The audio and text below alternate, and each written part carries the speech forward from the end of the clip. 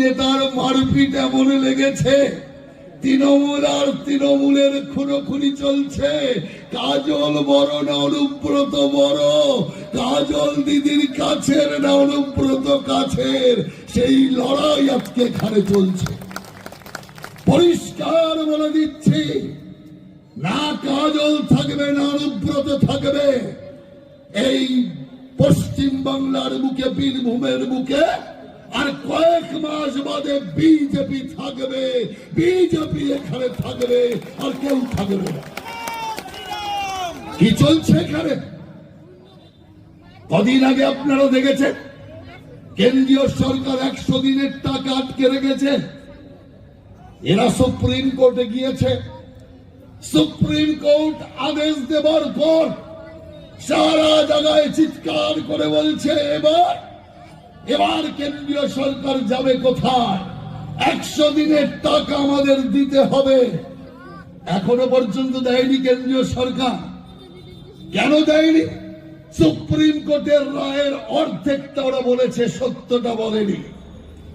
মমতা ব্যানার্জি, আপনাদের মনে আছে কিছুদিন আগে কুচবিহারে মিটিং করছে, কেন্দ্রীয় সরকারের চিঠি ছিঁড়ে ফেলে দিল।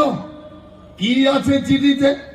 চিঠিতে আছে আমরা 100 দিনের টাকা আপনাকে পাঠাচ্ছি, আর ওই টাকার হিসাবটা দয়া করে দিয়ে দেবেন।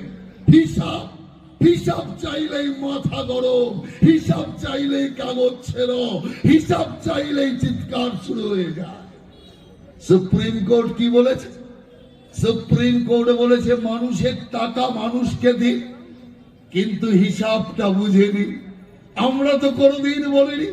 কেন্দ্রীয় সরকার টাকা দেবে বলেই তো এই প্রকল্পটাকে চালাচ্ছে, নইলে তো এই প্রকল্প বন্ধ করে দিত।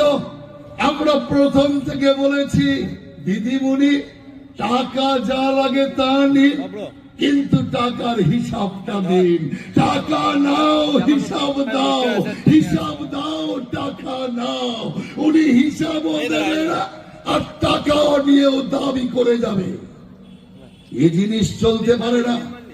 তাই আজ খোলা জায়গায় এখানে দাঁড়িয়ে ঘোষণা করে যাচ্ছি, যারা 100 দিনের টাকা মেরেছেন, যারা আজকে প্রধানমন্ত্রী আবাস যোজনার টাকা মেরেছেন, জনকল্যাণের টাকা মেরে এলাকায় বাড়ি গাড়ি করেছে, কথা দিয়ে গেলাম গলার ভেতরে হাত ঢুকিয়ে ওই খাবার যদি বের করে না আনি, তোমরা বিজেপির লোক নও।